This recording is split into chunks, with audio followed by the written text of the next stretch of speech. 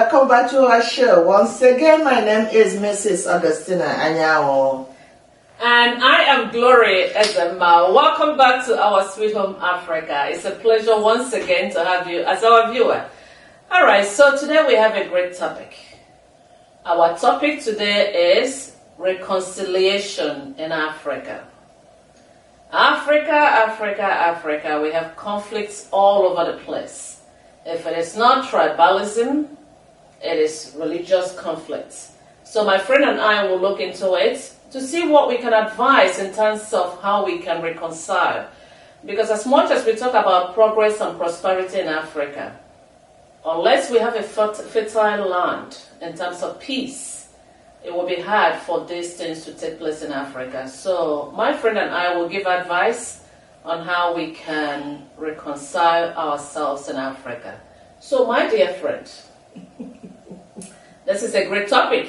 Yes, you're right. Yes. You're right. To live in peace. Yes. Exactly. So what advice would you give in terms of reconciliation? Wow, that's a great topic. The advice is not even far-fetched, because looking at the word reconciliation, we just want to reconcile, meaning that we just want to live at peace with one another as a nation, as a continent. So all our neighboring, all the neighboring countries. So, but they say charity begins at home, and I believe that, because I'm from Nigeria. If Nigerians are not one, if they cannot relate each other, either due to religious belief, you're a Muslim, I'm a Christian, you're this and that, or you're from the East and from the West, or we speak different languages. If we cannot talk with one voice, agree with each other, live in peace and harmony, then I don't think we will know how to extend it to other parts of Africa. Certainly. So that's the word we are trying to bring out to the limelight, because living together, I know we have boundaries when it comes to Africa. So we need to talk, bring word to the table, discuss, have a discussion as adult, as grown up. Churches, Muslims, and Christians. Mm-hmm. You don't fight God's battle. Let God fight his own battle. Just do the right thing, preserve yourself, follow what Quran or what the Bible says. Follow, I call it Constitution, follow that. Live in harmony with each other, and don't fight a battle for God. You're from the East, I'm from the West. Or you're from the North, I'm from the East. We can get along. It's not that serious. Once we get along and live in peace, there will be progress. Thank you so much, my friend. Actually, let me go a little bit deeper. Because when it comes to reconciliation, I know most of the time, a lot of us have gone through, difficulties in terms of conflict. But how long are we going to continue to separate each other? All right, look at the Western world where we live. We live in America, where I call a mosaic masterpiece. Because you can find people from different parts of the world. Yes. You can find Muslims, you can find Christians, you can find people from all tribes and tongues. And they all live in peace and harmony. And let's go a little bit towards tribalism first, because we'll go to religion, because religion is something that we borrow from the Western world. Mm-hmm. And even with their own religion, they have Muslims, they have Christians, that they live together in peace and harmony. But we borrow these religions, and then we're practicing them in Africa, and we're fighting each other. All right, but let me start from tribalism. Like my friend said, where we come from, we have 3 tribes in Nigeria. We have the Igbos, we have the Yorubas, and we have the Hausas.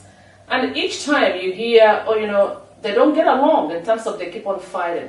But just because of their geographical location and other things. Sometimes when people go deeper, that's why I said it's good for us to read our history. Maybe there was a conflict one time. Yes, there was a conflict. There was a time there was a war in Nigeria. They call it the Biafra and Nigerian War. But maybe one tribe caused it and the other one, retaliated. But at a point, like the younger generation, we can't keep on fighting and fighting and fighting. Because just because somebody from my tribe, for example, did something wrong, it doesn't mean that everybody from my tribe, that we fought that war. And then, just because the other ones retaliated, it doesn't mean that everyone from their own tribe retaliated. You know, we all, even in Africa, we had what happened in Rwanda with the Hutu and the other tribe. So, but we have to learn to get along. I mean, colonization, people came, they colonized us and they divided us. But we have to understand that we are brothers and sisters. And Africans, we call ourselves brothers and sisters, but it's not word of mouth. Let us understand, because it's holding our progress. Once we have that peace, then progress will come in our nation. All right, so let's go to religion. My dear, you're right about that. That's exactly what I said, that when we don't have to fight God's battle. So we just need to get along with each other. Follow whatever your religion is. Live in peace with yourself, because that peace comes from within. You got to be a peaceful person in order to be able to get along. Even if you're in charge of anything, even when you are in in Aso Rock, whatever part, whatever department, let's not divide Nigeria. Let's not divide Africa. Let's make sure that when you plan, you're planning for everybody, not because of what language I speak or what geographical location that I live. Do not plan or budget for that. Budget because people are migrating.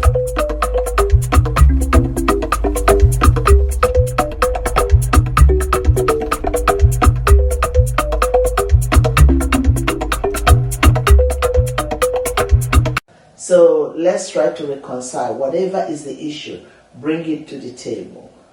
Ask people, put it on find somebody who you think is the root cause of that. Like in Nigeria now, people are talking about Biafra, Nigeria. Biafra, we are one Nigeria. Well, Nigeria is celebrating their birthdays.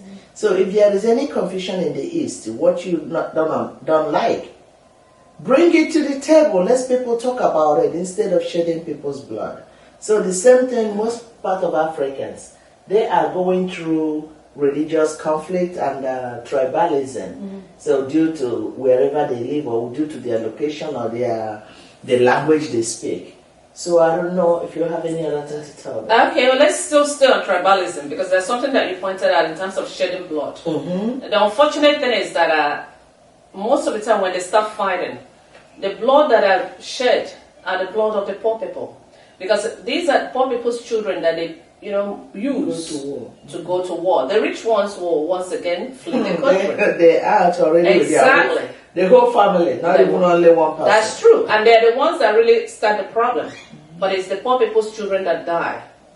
So, in terms of tribalism, we talked about it so much. And it's not only in Nigeria. It's almost every African country have different tribes.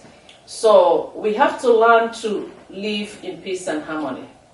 I mean, stop, because it's just like if we put ourselves in small, groups like that, it hinders our progress. We sure do. But if we open those walls that are really, becoming a hindrance, and then walk in unity, we can accomplish more. And another thing that I have to, let people know is this. Once you isolate yourself into tribes like that, then other people from outside the continent of Africa, they will penetrate your tribe easily, because they know that they can use your own tribe against the other tribe, and use the other tribe against the other tribe. But when we become one, it will be very difficult for outsiders to penetrate us, to be able to exploit us again. So that's what we wanted to bring up. But let's go to religion a little bit. Okay, in terms of the Christian. What you just said now means prove that united will stand. Exactly. And divided will We fall. And that's why we have been falling. That's right. Yes. Okay. Because we're so divided.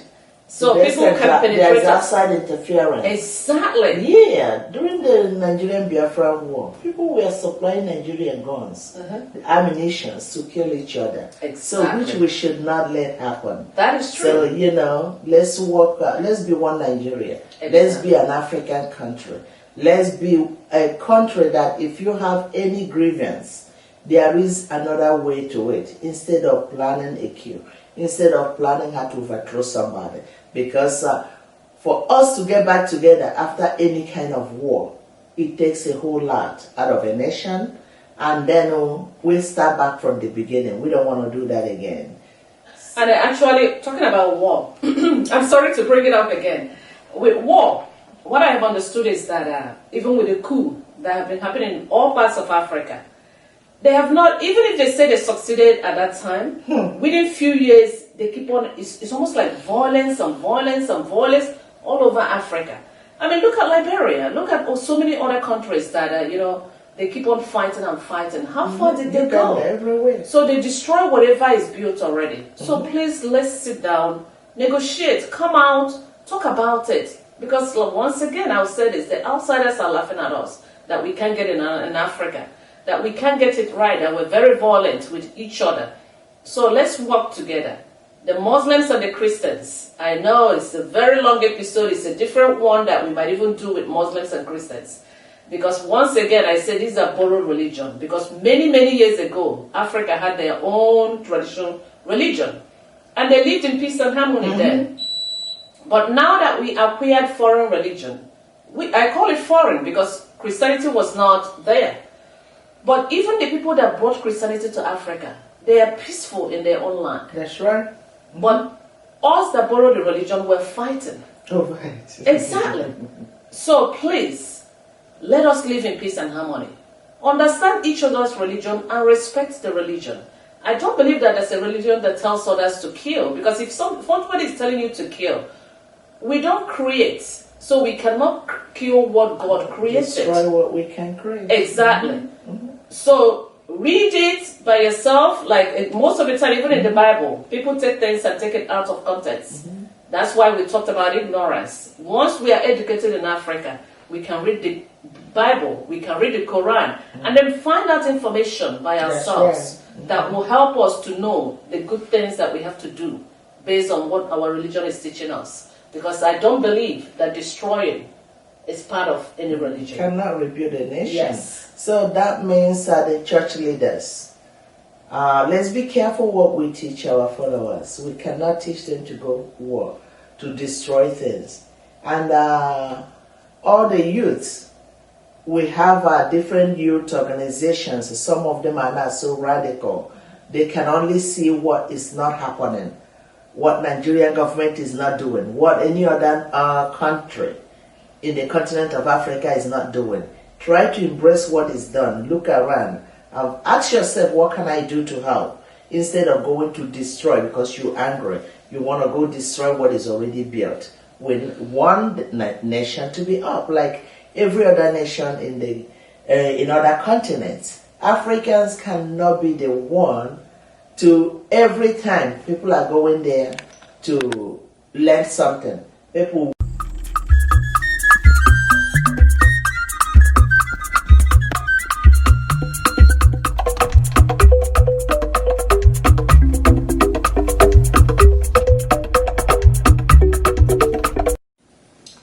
what you just said, that Africa is not a place that all the time people will be lending to us. I really, really like it.